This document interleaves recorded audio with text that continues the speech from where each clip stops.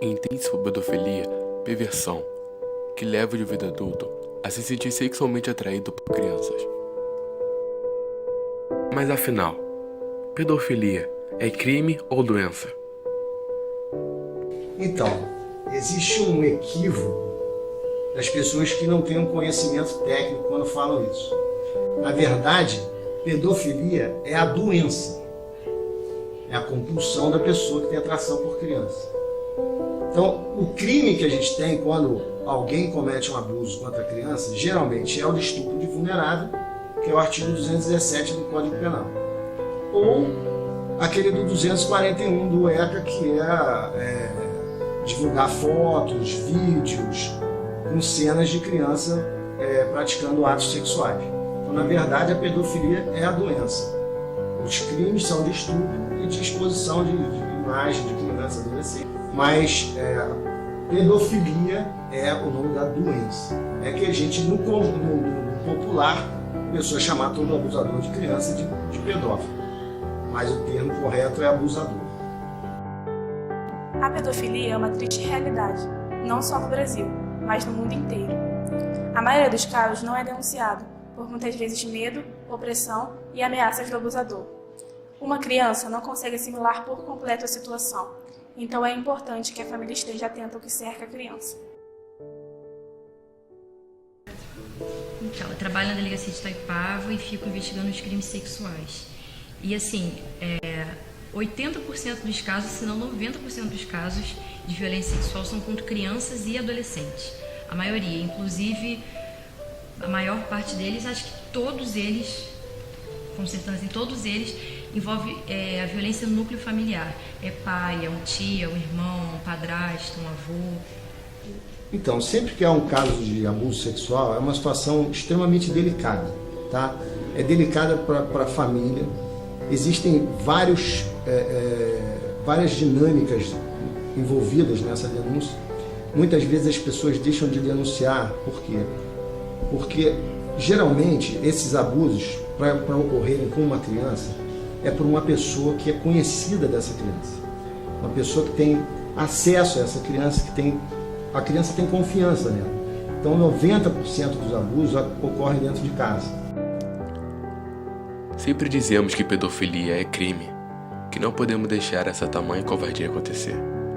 Mas quando chega a nossa vez, nós nos prendemos, hesitamos, não denunciamos por medo, vergonha ou sem saber como reagir ao acontecimento.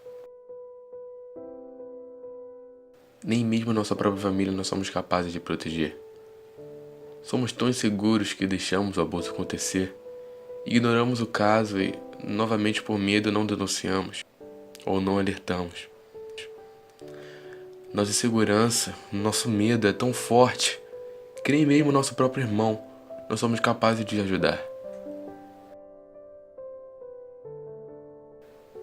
Nem mesmo quando ele pede a nossa ajuda. Por que será que somos tão inseguros?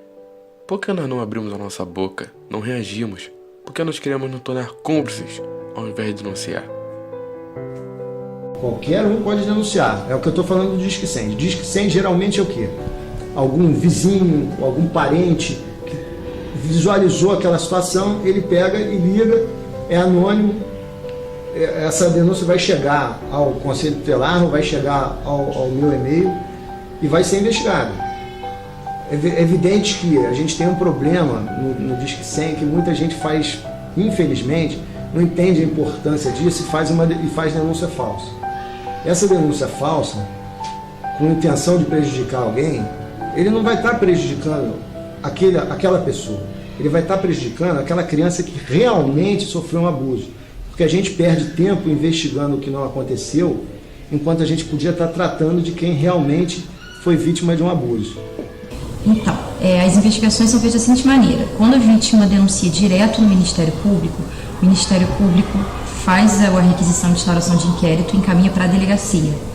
Quando a vítima denuncia direto na delegacia, nós fazemos a investigação, todas as diligências necessárias, encaminhamento para o exame de corpo de delito, encaminhamento para a psicóloga, oitiva de testemunhas, oitiva do suposto autor, porque a gente não escuta a vítima, né, criança, na delegacia, a gente encaminha para a psicóloga, E no fim da investigação a gente caminha para o fórum, onde vai ter uma audiência e o juiz decide, né, com a sentença, o que vai acontecer.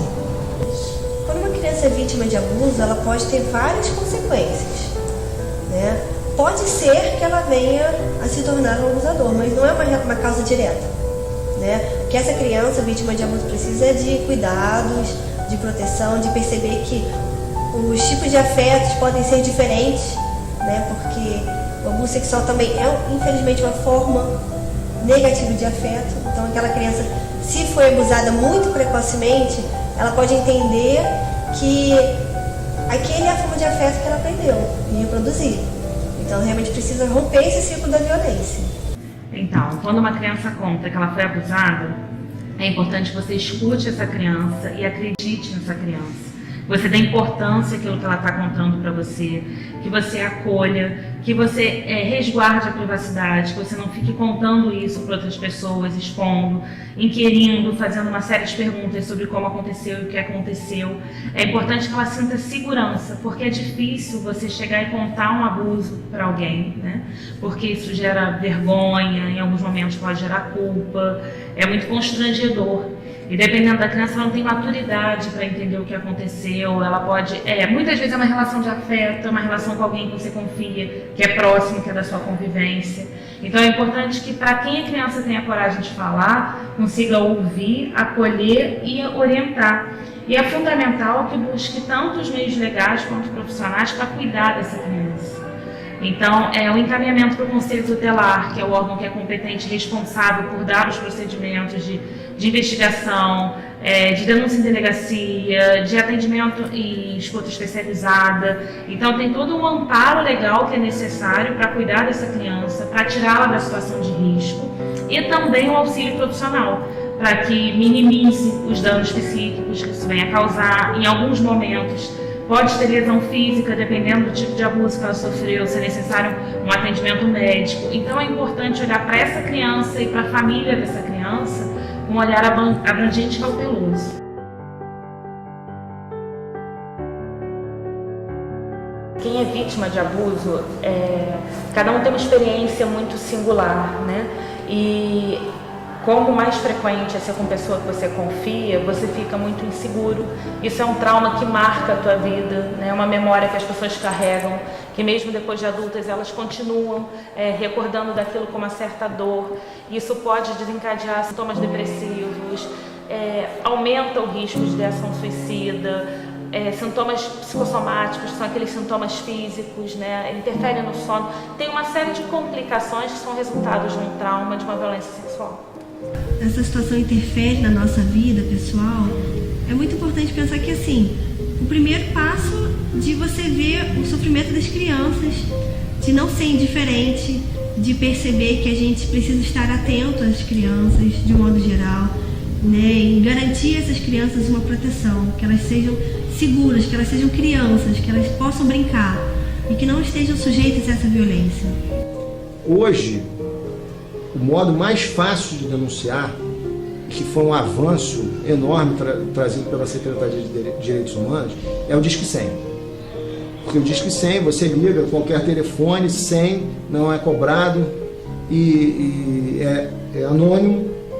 A pessoa faz a denúncia e vai chegar a mim, vai chegar ao Conselho Tutelar, vai chegar ao NAP. É a melhor maneira de denunciar. Mas, independentemente disso, existe uma coisa chamada Sistema de Direitos e Garantia da Criança e Adolescente, criado pelo ECA, que envolve Ministério Público, Vara da Infância, Conselho Tutelar, UNAP, Secretaria de Ação Social, em qualquer delegacia, Defensoria Pública, qualquer desses órgãos que a criança chegar, ou o familiar chegar, ela tem que ser atendida. Mas a mais comum é sempre o Disque 100. Não tampe os ouvidos. Não feche seus olhos. Não se cale. Denuncie.